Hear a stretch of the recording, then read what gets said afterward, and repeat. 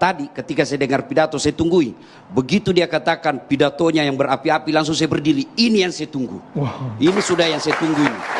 Satu, saya berharap Bapak Prabowo dari pidatonya tadi, Mbak Sarah tadi katakan bahwa beliau itu apa yang diucapkan itu yang dilakukan. Saya berharap ya Allah, mudah-mudahan pemimpin inilah yang memulai tidak ada lagi politik pencitraan. Politik pencitraan ini dalam ilmu politik, saya belajar tentang komunikasi politik pada saat S3. Politik pencitraan itu wajar dalam dunia politik. Tapi bagi orang beragama, pencitraan itu kemunafikan. Dan tidak ada yang abadi dengan kemunafikan. Buktikan pemimpin yang berkata lain dengan yang bertindak lain, pasti akan hina pada akhirnya.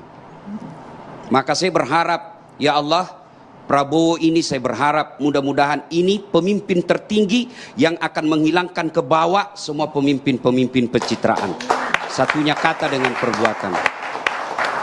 Yang ketiga, ketika mendengar pidato beliau, saya teringat Rasulullah ketika hijrah dari Mekah ke Madinah karena diusir.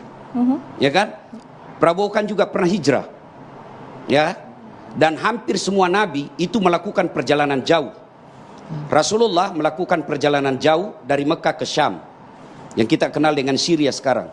Ibrahim alaihissalam melakukan perjalanan jauh dari Syam ke Mekah. Itu pesannya, kalau mau jadi pemimpin harus punya wawasan yang luas. Tidak boleh menjadi katak dalam tempurung. Harus baca perkembangan dunia. Dan Bapak Prabowo bisa dilihat pergaulan internasionalnya dengan pandainya berbahasa dengan beberapa bahasa. Nah, ketika saya dengar pidatonya, inilah yang Nabi katakan ketika beliau hijrah ke Madinah. Satu, utlubul ilma, tuntut ilmu pengetahuan. Yang kedua kata Nabi pada saat itu, ahsin kalamaka, haluskan tutur katamu. Negara kita ini sudah kehilangan tutur kata yang baik. Memaki kita boleh tidak setuju, tapi jangan memaki. Coba ketika kita berjamaah, imam boleh diprotes. Imam boleh ketika dia salah, kita tidak boleh ikuti yang salah. Tapi ada aturan mainnya.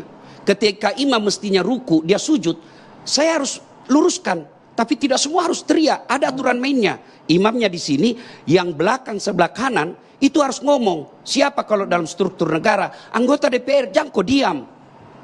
Caranya menegur, kalau berjamaah, tidak dikatakan, "Oh imam, salah kau." Tidak dipukul pantatnya, "Oh imam, keliru kau." Tidak, tapi apa yang diucapkan? Subhanallah, Maha suci Allah. Itu pendidikan moral dari agama. Pendidikan dalam berjamaah. Kalau salah imammu, jangan kau ikuti, tegur. Tetapi dengan tetap adalah ahsin kalamak, tuturkan tutur katamu yang baik. Itulah Nabi mengajarkan kepada kita, ya Rasul, untuk apa kau diutus kamu ke bumi ini? Mencerdaskan kumpulan bangsa, bukan itu saja. Tapi apa kata Nabi? Liutammimal makarimil akhlak, memperbaiki akhlak manusia. Dan saya berharap kepada para politisi, jangan ajarkan rakyat kita ini bertutur kata yang kasar, bertutur kata yang tidak etis. Karena anak-anak kita sekarang belajar dari politisi, belajar dari tokoh-tokoh. Maka kita berharap tunjukkanlah tutur kata yang baik. Dan saya berharap Bapak Prabowo memulai dari Bapak Prabowo.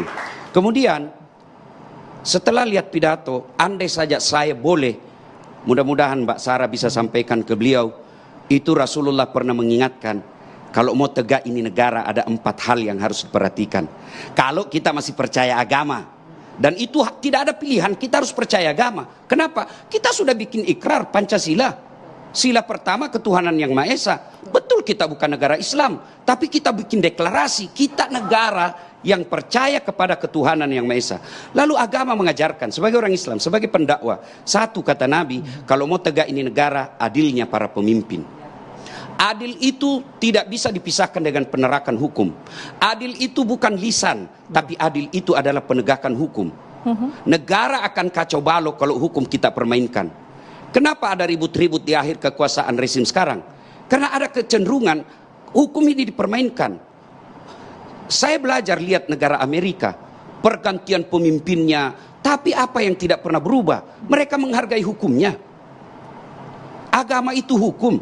Tidak ada gunanya ada negara kalau tidak ada hukum yang ditegakkan. Maka saya berharap kepemimpinan baru ini, saya mohon dengan hormat kepada Bapak Prabowo, tegakkan hukum seadil-adilnya.